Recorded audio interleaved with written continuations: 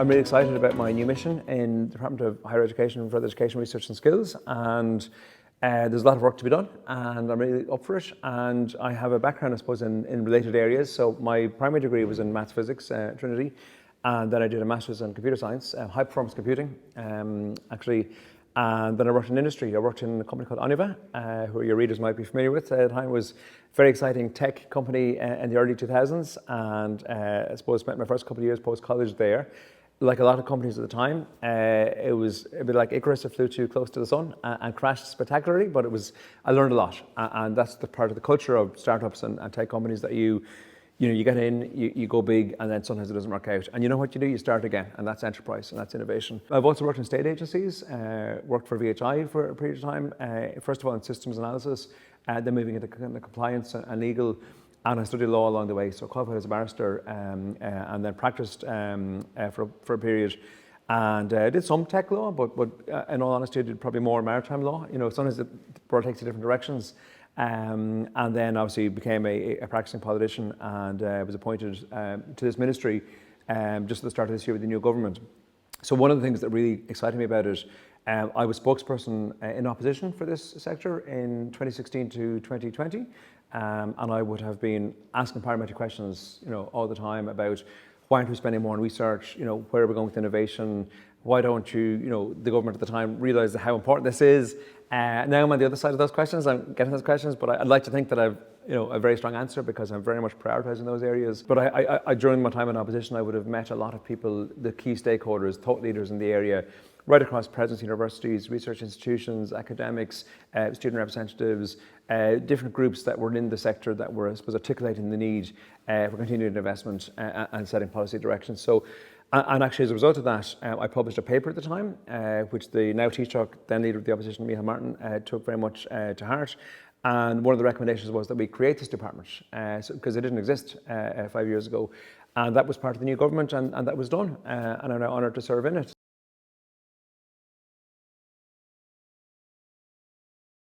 So a couple of things I've set out as priorities since I've arrived here. The first one is, and it's fundamental to my belief, and I suppose my personal experience as well as my political experience, is that we need to, I suppose, promote research and innovation as an economic enabler.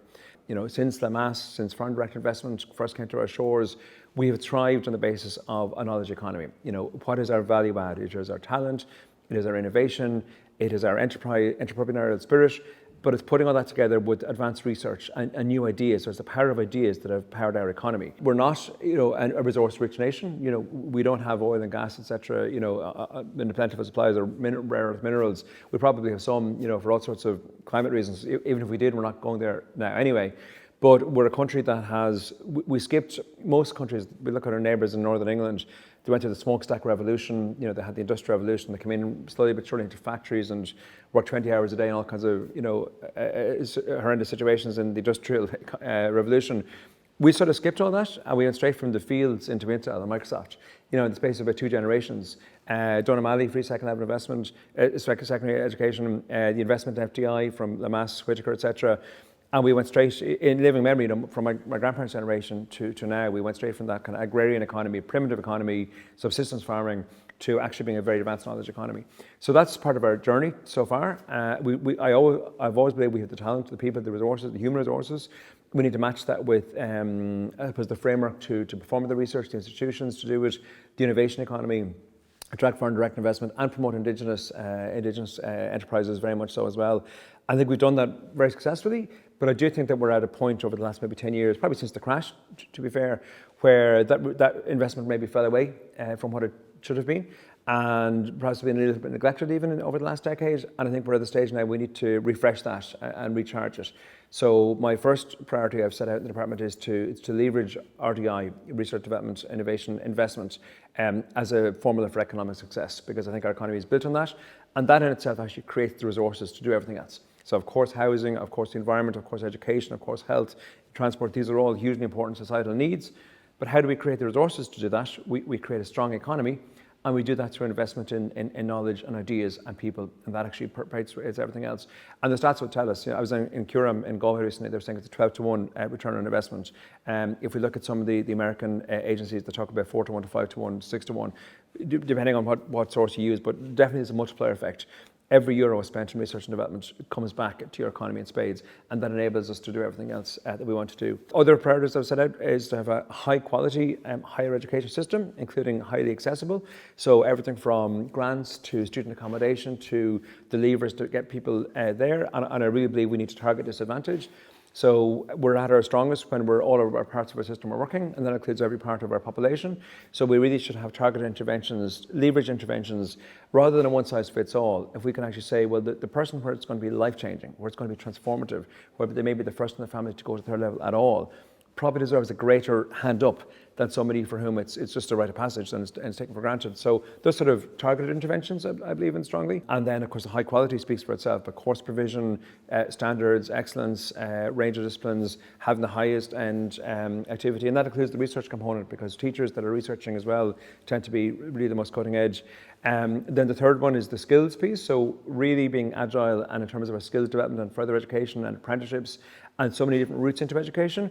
And also education changing, so lifelong learning. So the idea that a job for life, I think, is long gone, but even that the jobs of today maybe didn't exist 10 years ago, and the jobs in 10 years' time, we won't know what they are today. And you can be frightened or overwhelmed by that, or you can be enthused by it. And it can be very disruptive. I met some graduates recently who were telling me that their course, which is a software engineering course, was almost obsolete by the time they graduated, because AI is taking that over. That's sort of entry-level, low-level programming. And that's very, I suppose, frustrating for those students. But having said that, the algorithms they learned, the kind of data analysis they learned, the principles that they've learned, they can apply to the next technology. So maybe AI is doing the Python scripting, but they can actually go and do the sort of database design, the next level. What is a relational database? How does it look in the new world? How do you put objects into it? And so they apply the principles as opposed to the detail. I suppose that's one of the things with education, teach people how to think. You get away from the old rote learning. I was in the Christian Brothers and it was all your times tables. Great, but we also were taught how to analyse history, how to analyse a problem, how to think for yourself. And lastly, my fourth priority that I've set out is to promote curiosity and the pursuit of knowledge as a public good. Because I think that notwithstanding all I've said about the economy and all the important things we need to do, education is a public good full stop, and the pursuit of knowledge should always be encouraged, and being curious. And curious means looking around the corner, thinking about what's next. Whether you're a researcher in a quantum lab down UCC, or in Tyndall, whether you're looking at a piece of biochemistry over in Galway, whether you're an apprentice in Killybegs trying to figure out how the fishing boat, why is it not turning the way it's supposed to, be curious and figure out problems. And if you're curious, your mind is always leaping ahead and will be prepared for the future.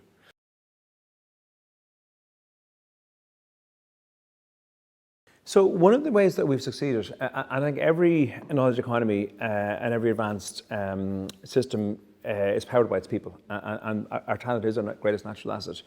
And we always benefit from talking to others and collaborating and sharing thoughts. So we're at a time of global change, we're at a time of geopolitical upheaval. We see in some countries, including our traditional allies and countries that were previously leaders in this space, like the USA, but many others also, where research funding is being cut and programs are being discontinued. And we're all hearing anecdotally queries from people saying, look, I'm thinking maybe of a change of scene, change of location, and also traditionally people that maybe moved into those countries are now rethinking, saying, well, and is there another option for me to locate instead? And that's a conversation that's happening around Europe. I attend European Council regularly. I was in Copenhagen just last week. I was in Brussels about a month before that. And as research ministers around Europe, we're all talking, comparing notes all the time. But it's something I'm very conscious of, that sometimes when we talk about flight of capital, but flight of people happens also. And at certain times, maybe once every generation, people are on the move. And if Ireland can attract really strong people, the best and brightest of their generation, and people that are leading researchers, and we've two categories. So the call is to invite people to come to Ireland, to choose Ireland as the research base for the next project and for the time to come. So we've two categories. We have rising stars, so people between 5 to 15 years post-PhD, people that are, obviously they've established a research field, they've established an area that they're excellent in, and it is about excellence. I'm a big believer in meritocracy. I don't mind who you are, where you come from, what your ethnicity, what your background. Are you excellent? If you're excellent, you're welcome. That's the one marker is, excellent research is always rewarded and always worthwhile in any discipline. And so the rising stars are people who are young, or young in their career at any rate, but have demonstrated potential to really be impactful in the research. And then the second one is more what we'd call established successful research. So people who were already thought leaders, who already perhaps have some accolades to their name. And of course, they're going to be leaders in any industry and anywhere they go. So we have two categories to attract the rising stars, the emerging researchers, and then the established thought leaders. And we have a particular call, which I've launched through Research Ireland, to invite those people to apply to Ireland. The call goes on until 28th of August for expressions of interest. And that will be sort of, responded to and triaged and then picked up. And then people will be invited to submit a further detailed proposal with decisions being made in October.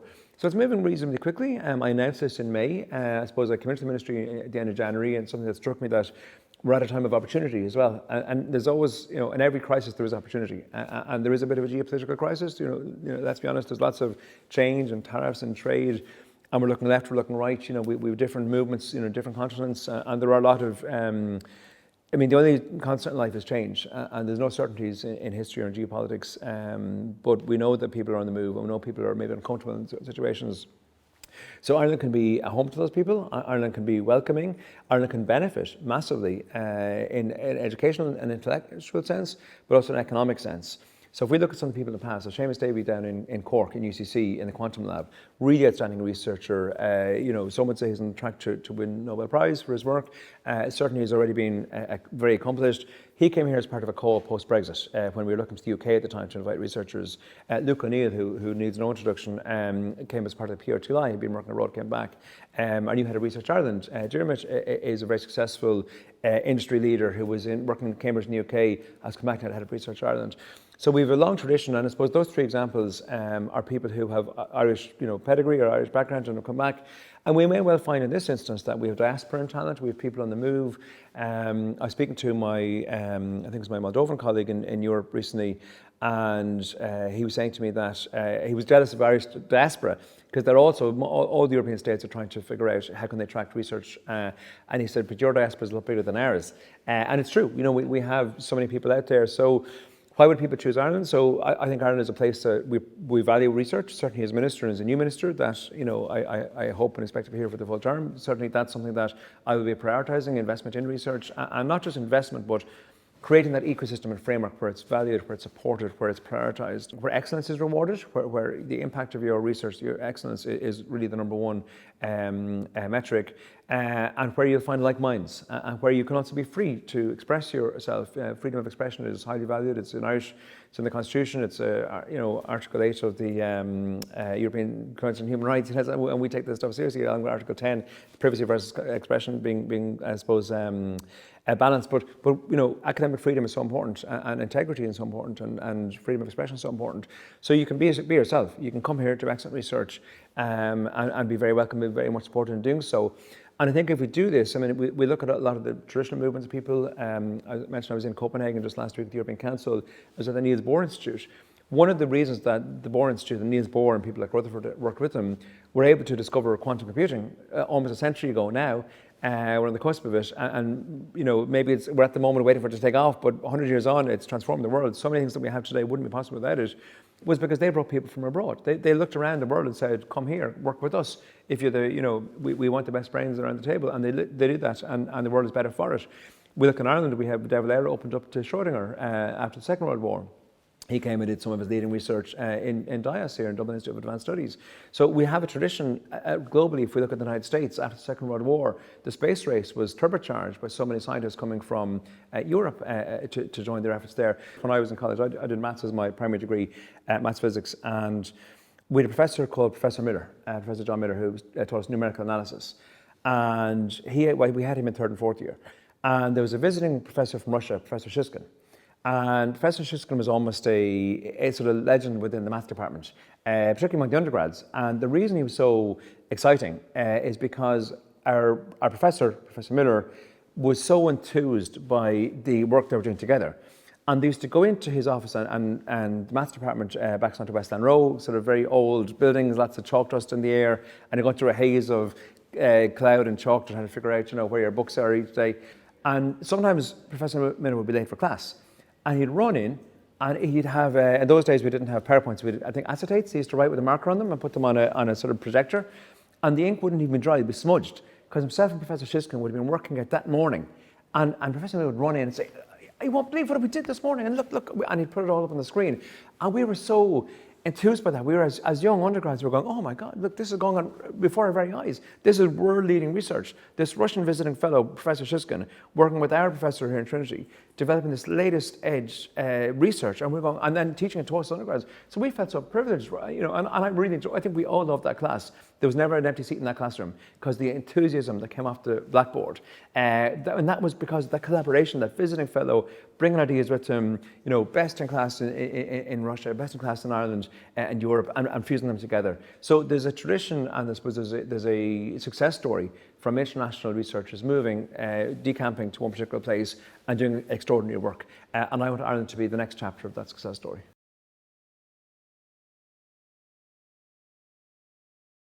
The target so far, so we've set a target of about 45 people over the next 3 years. So that's, maybe 15 per year. So it might not sound huge, but, that's a lot of people bringing teams with them, setting up labs or libraries, and I say labs and libraries because, it's STEM, but also humanities, it's multidisciplinary.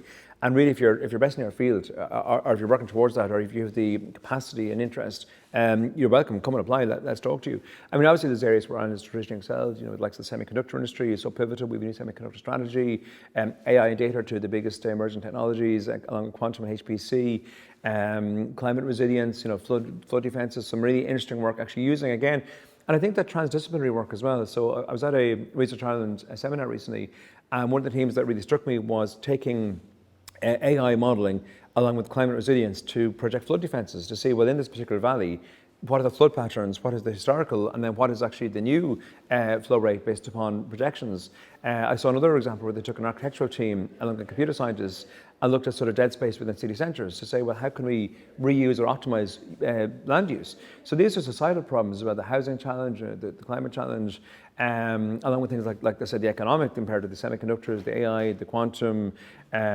So taking these sort of societal needs and economic needs, if we get 45 people in the next 3 years, and maybe more, that's sort of what we set as a base level, and grow that and support them. And if we get people to Ireland, embracing the initiative, bringing teams with them or attracting teams around them, that will really build up excitement, I think, ahead of steam. And I think that really, I suppose, the sky's the limit after that, where it goes. But I hope that they would be impactful. I think they would bring new thinking. I think they would refresh the existing talent base that we have here.